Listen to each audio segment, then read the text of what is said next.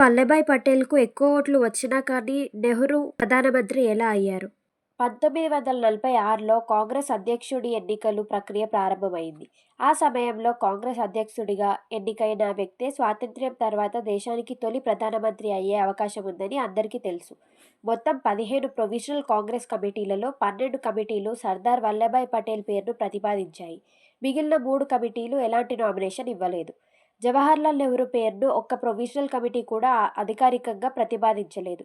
అయితే మహాత్మా గాంధీ నెహ్రూ నాయకత్వాన్ని సమర్థించారు. గాంధీ అభిప్రాయాన్ని గౌరవించిన పటేల్ పార్టీ ఐక్యత కోసం తన అభ్యర్థిత్వాన్ని స్వచ్ఛందంగా ఉపసంహరించుకున్నారు. దీంతో జవహర్లాల్ నెహ్రూ కాంగ్రెస్ అధ్యక్షుడిగా ఎంపికయ్యారు. అనంతరం 1947 ఆగస్టు 15న భారతదేశపు తొలి ప్రధానమంత్రిగా బాధ్యతలు స్వీకరించారు.